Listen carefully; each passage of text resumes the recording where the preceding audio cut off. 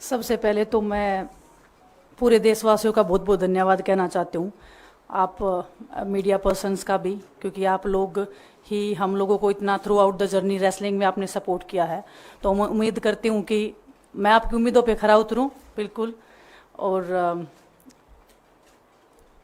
Congress party का मैं बहुत बहुत धन्यवाद करती हूँ, क्योंकि जब बोलते हैं ना कि बुरे टाइम में पता लगता है कि अपना कौन है।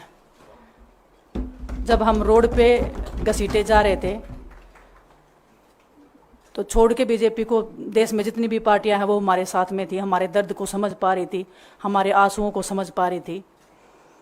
मैं बहुत प्राउड फील कर रही हूँ कि मैं एक ऐसी पार्टी में, एक ऐसी विचारधारा में हूँ जो महिलाओं के साथ हो रहा अन्याय और उनके साथ बुरे बर्ताव के खिलाफ खड़ी है। वो लड़ाई लड़ने के तैयार है, सड़क से लेकर संसद तक। और मैं विश्वास दिलाती हूँ पूरे देशवासियों को कि जो मेहनत, जो लगन से हमने रेसलिंग में काम किया है, हम चाहते हैं कि देश के हर एक नागरिक को जो दर्द, जो तकलीफ हमने झेली है, खासकर महिलाओं के लिए, हर एक उस महिला के साथ में हम खड़े हैं जो अपने आप को लाचार, अपने आप को बेबस समझती है। रेसलिंग में मैंने पूरा कोशिश किया कि मैं जितनी भी महिलाओं को, छोटी बच्चियों को इंस्पायर कर सकती हूँ। मैं चाहती तो मैं जंतर मंतर पे रेसलिंग छोड़ सकती थी, और सभी लोग भी मान रहे थे, पूरा देश इस चीज़ को विश्वास कर रहा था, क्योंकि बीजेपी आईटी सेल ने उस चीज़ को साबित करने की कोशिश की थी कि हम चले हुए कारतूस हैं, हम ख़त्म हो गए हैं, हम पॉलिटिक्स कर रहे हैं। उन्होंने बोला मैं नेशनल नहीं खेलना चाहती, मैंने नेशनल चैम्पियनशिप खेला। उन्होंने बोला ये ट्रायल्स दे के नहीं जाना चाहते, मैंने ट्रायल्स भी दिया। उन्होंने बोला कि ओलंपिक्स लेवल तक नहीं जाना चाहते, मैं ओलंपिक्स में गई, मैं फाइनल्स में गई। अनफॉर्चुनेटली परमात्मा को कोई और चीज़ मंजूर होगी। एक चीज़ मुझे पता है कि जब मेहनत आप करते हो तो ज़रूरी नहीं कि आपको उसी दिशा में मिले, कई बार दूसरी चीज़ों में भी आपको वो फल मिल जाता है।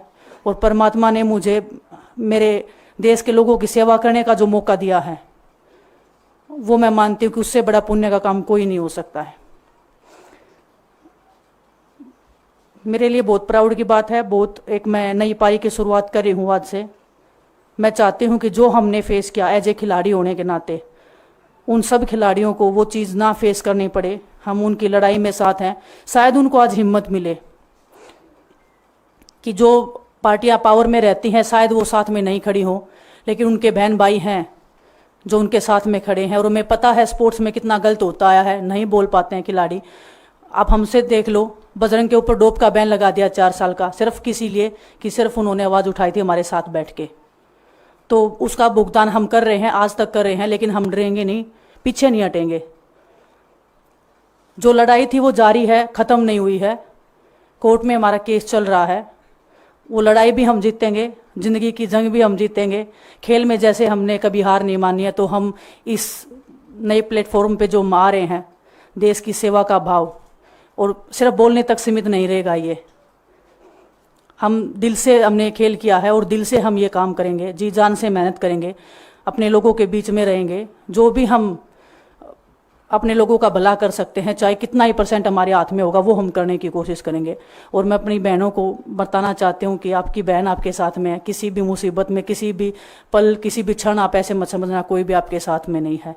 जब कोई नहीं खड़ा होगा तो मैं आपके साथ में ज़रूर खड़ी रहूँगी, कांग्रेस पार्टी आपके साथ में ज़रूर खड़ी रहेगी। ये हमने फील किया था, और मैं वादे से कह सकती हूँ, दावे से कह सकती हूँ कि बिल्कुल आपके साथ भी खड़े रहेंगे।